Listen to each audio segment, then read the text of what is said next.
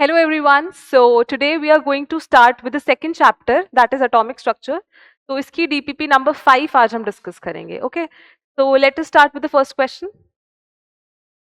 First question says, according to Bohr's atomic theory, which one is correct? So out of the 4 options हमें बताना है कि कौन सा statement correct है ना? Okay. So the first option says potential energy of electron is directly proportional to z square by n square. No, this is wrong क्योंकि potential energy minus आता है. Z square by n square के आगे क्या आएगा हमारे पास? Minus का sign आएगा. तो जैसे जैसे एन का वैल्यू बढ़ेगा पोटेंशियल एनर्जी भी क्या करेगी? इंक्रीज करेगी. क्यों? क्योंकि यहाँ पे माइनस का साइन है, जबकि ये बोल रहे हैं डायरेक्टली प्रोपोर्शनल है. तो this is wrong. First option अगर यहाँ पे आता काइनेटिक एनर्जी, यहाँ पे अगर मैं लिख देती kinetic energy of electron is directly proportional to Z square by n square, तो that would have been correct, है ना? क्योंकि पोटेंशियल एनर्जी जो होती है वो नेगेटिव होती है काइनेटिक एनर्जी की. ठीक है. नेक्स्ट ऑप्शन बोल रहा है product of velocity of electron and principal quantum number is directly proportional to Z square. Product of velocity and quantum number, principal quantum number, है ना? तो वेलोसिटी जो होती है वो डायरेक्टली प्रोपोर्शनल होती है हमारे पास एन स्क्वायर बाय जेड के, है ना? क्योंकि फॉर्मूला यही तो होता है वेलोसिटी का, 2.18 into 10 to the power 6 Z square by n metre पर सेकेंड. अब ये तो कांस्टेंट है, तो velocity directly proportional to z n square by z के है ना, sorry, n square by z metre पर सेकेंड.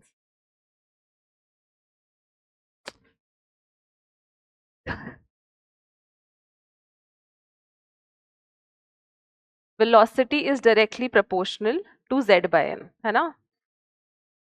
वी आर सब में कंफ्यूज हो गए. वेलोसिटी होता है हमारे पास 2.18 into 10 to the power 6 z bye n metre पर सेकेंड, है ना? वो मैंने r की प्रोपोर्शनैलिटी लिख दी थी, आई एम सॉरी, है ना? Velocity is directly proportional to z bye n. ठीक है. अब ये आपसे क्या पूछ रहा है?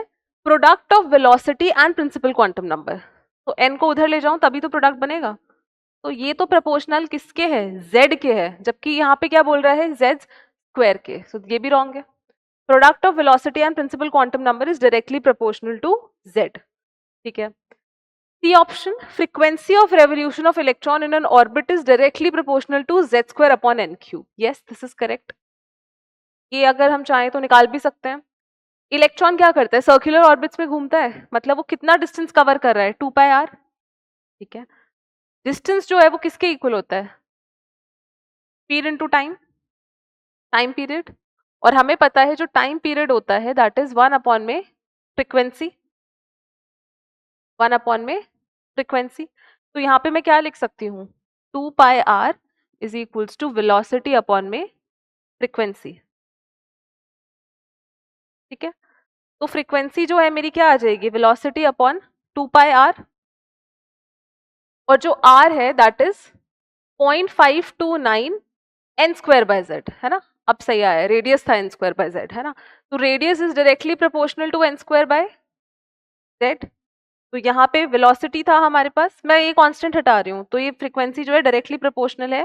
वेलोसिटी को मैं लिख सकती हूँ z बाय एन, और r को मैं क्या लिख सकती हूँ? N square by Z. तो ये अल्टीमेटली क्या बन गया? जेड स्क्वायर अपॉन में एन क्यूब. तो मेरा frequency is directly proportional to Z square by N cube, which is absolutely correct, है ना? फोर्थ ऑप्शन बोल रहे हैं कुलम्बिक. वैसे तो सही आंसर आ गया है, but let us see fourth वाले में इनकरेक्ट क्यों है वो. Coulombic forces of attraction on the electron is directly proportional to Z square by n square. अब ऑब्वियसली याद तो नहीं है, हम देख लेते हैं इनकरेक्ट कैसे है. कुलम्बिक फोर्स बेसिकली क्या होता है? के Q1 Q2 अपॉन में आर स्क्वायर, है ना? यही होता है. ठीक है. अब किसके बीच में अट्रैक्टिव फोर्स की बात कर रहे हैं हम? Electron and but obvious nucleus. Nucleus और इलेक्ट्रॉन के बीच में क्या है? एक अट्रैक्टिव फोर्स है. तो Q1 क्या हो जाएगा बेसिकली मेरा? इलेक्ट्रॉन पे कितना चार्ज है? That is E. Q2 क्या हो जाएगा? न्यूक्लियस पे कितना चार्ज है? तो न्यूक्लियस पे टोटल चार्ज कितना है? Z इंटू ई अपॉन में आर स्क्वायर. तो ये मेरे पास आ गया के ई स्क्वायर जेड अपॉन में आर स्क्वायर. अब यहां से मैं आर को भी क्या लिख सकती हूँ? 0.529 का स्क्वायर n स्क्वायर का स्क्वायर अपॉन में z का भी क्या स्क्वायर, है ना। तो अब ये सब तो क्या है मेरे पास कॉन्स्टेंट्स है।